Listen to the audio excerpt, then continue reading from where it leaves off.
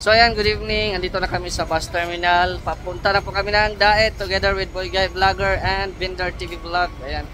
At syempre, hinatid na pa rin tayo ni Kaundo TV. Maraming salamat Kalingap Kaundo TV. Salamat no. Kalingap Kaundo.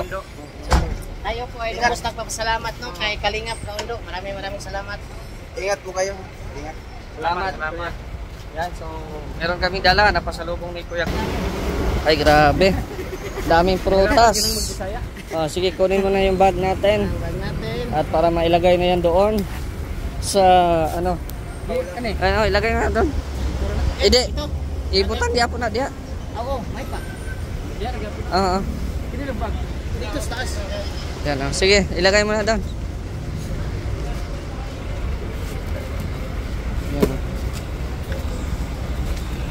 Yan. So hinatid at sundo kami ni Kalingap Ondo.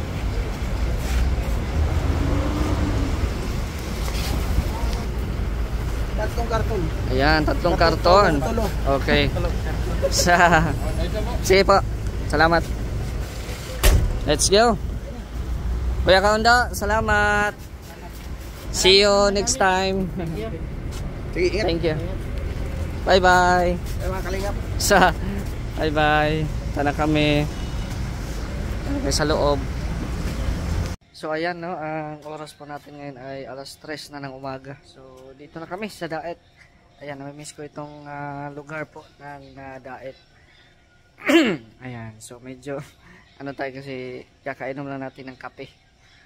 Wala pa kaming tulog. Hindi kami makatulog sa bus kasi nga po yung bus ay hindi ko alam kung may problema ba kasi di talaga kami makatulog siguro sa takbo ng ng bus.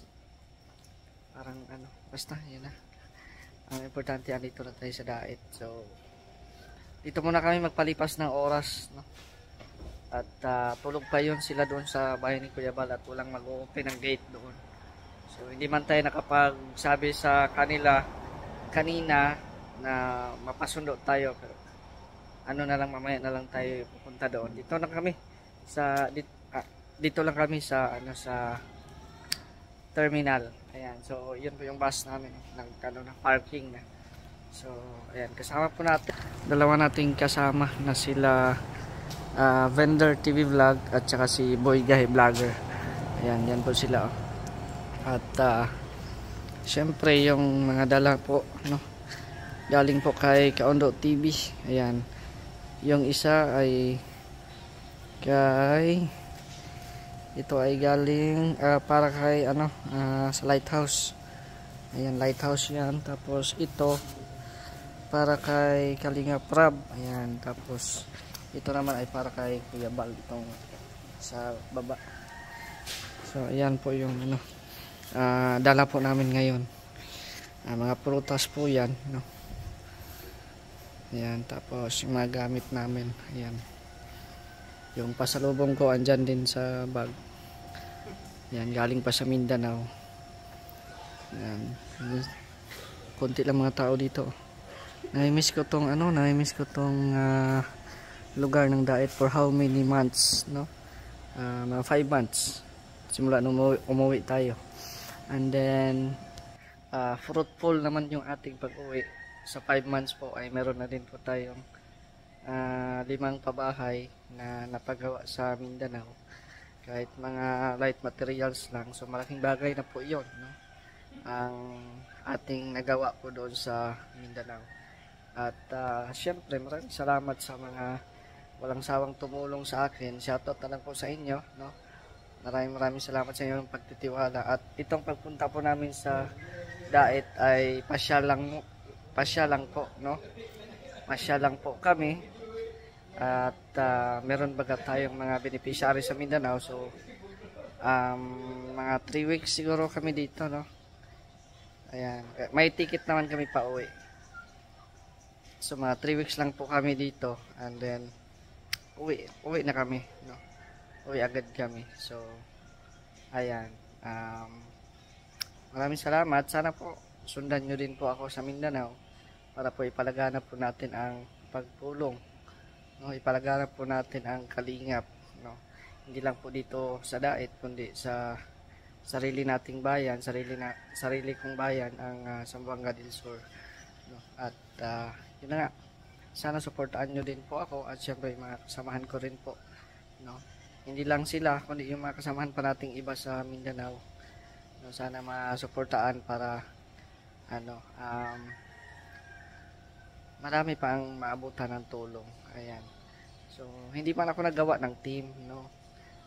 Kung meron na akong kasama, deserve ko din yun na mayroon akong kasama kasi nga hindi ko kayang mag-isa magbuhat ng mga ng ayuda, di ba? Ganun. So kailangan ko ng kasama. Kalingap pa rin, no? Team Kalingap pa rin yung aming samahan. Kung magkatulungan ba. So ayan, excited na ako makita ang Matubang family mamaya, and then syempre yung mga kasamahan natin, at sana welcome pa tayo doon sa lighthouse, no? At yan nga, good vibes lang po tayo, at syempre wag kalimutan ang puso na tumulong, no?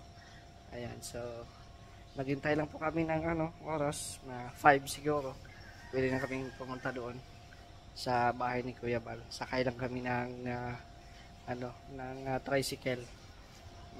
Kasi di na ako nagtawag doon na magpasundo kasi hindi baga tayo anong tawag nun, yung priority. Di ba? So sakay kami ng tricycle mamaya, dala-dala namin